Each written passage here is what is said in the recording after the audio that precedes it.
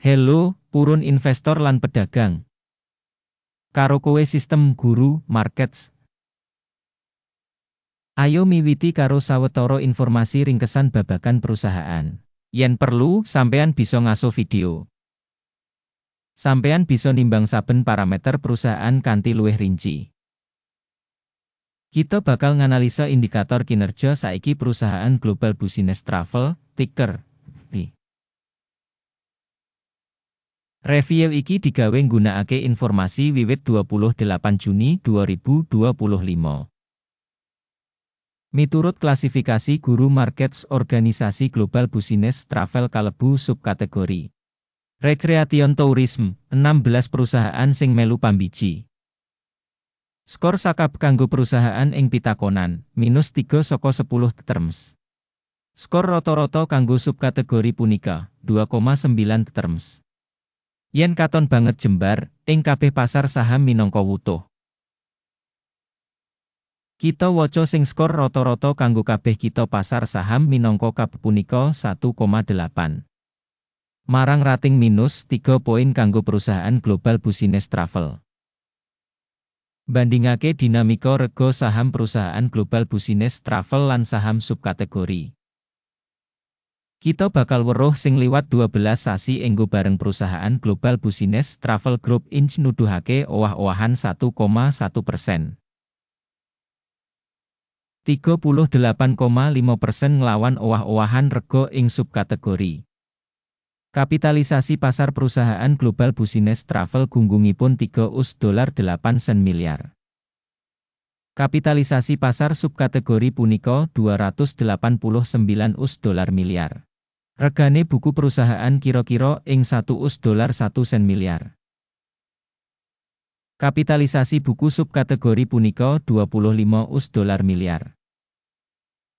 Bandingake pasar saham lan saham nilai buku, kita waca ing ngisor iki.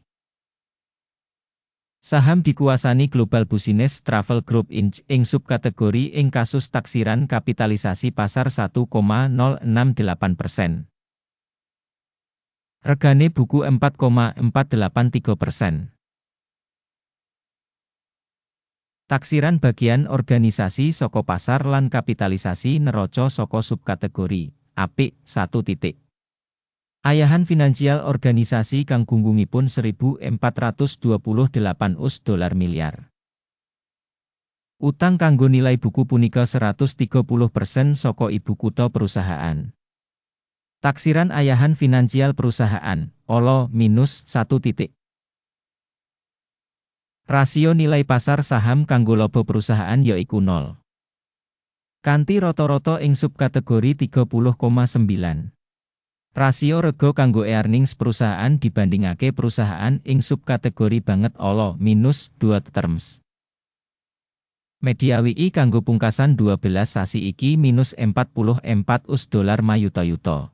Pangentukan maju kanggo sabanjur 12 sasi samestine $132 mayuta-yuta. Evaluasi indikator keuntungan masa depan sing digambarake dibandingake karo subkategori pasable 0 poin. Rasio nilai kanggo revenue perusahaan punika 1,3. Rata-rata ing subkategori punika 4,7. Evaluasi rega pasar perusahaan kanggo rasio revenue dibandingake karo indikator perusahaan ing subkategori apik 1 titik. Revenue kanggo pungkasan 12 sasi ana $2.430 mayuta-yuta. Revenue maju kanggo sabanjur 12 sasi ora dingerteni.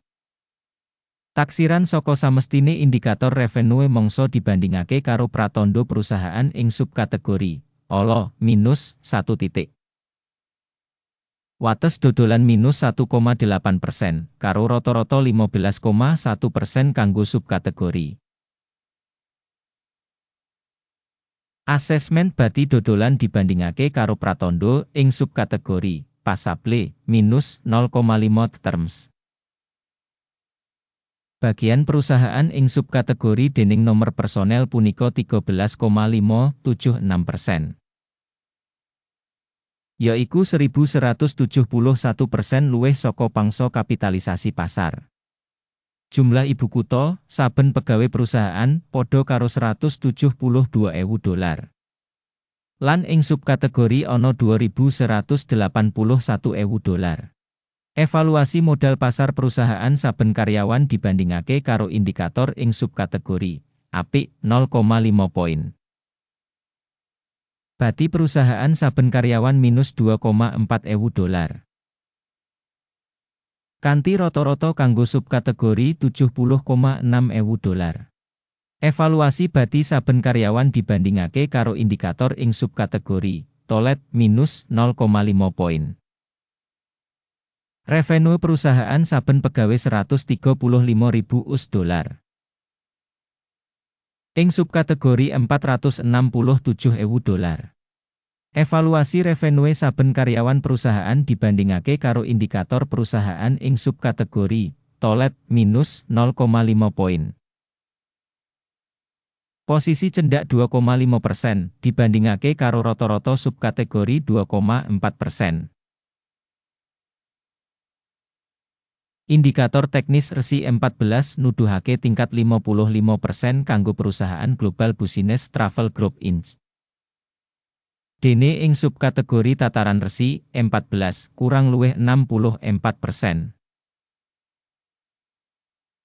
Rega saham nyoto perusahaan yaiku kira-kira $6.46. Target rega konsensus kanggo saham perusahaan kira-kira $9.08. Ayo kang katon ing tabel pesenan, kang kasedhiya, link kanggo iku ing komentar pinned. Tabel pesenan ngemot kabeh pancasan sadurunge mangsa iki dening sistem informasi Guru Markets. Akses menyang meja pesenan pancen free lan buka link ing komentar pinned. Adhedhasar penilaian perusahaan Global Business Travel. Sistem referensi valuasi saham Guru Markets kaputusan digawe. Ojo buka pesenan, amarga video saiki minangka review. Matur nuwun banget kanggo kabeh wong sing nonton video iki lan nggunakake sistem bantuan saka Guru Markets.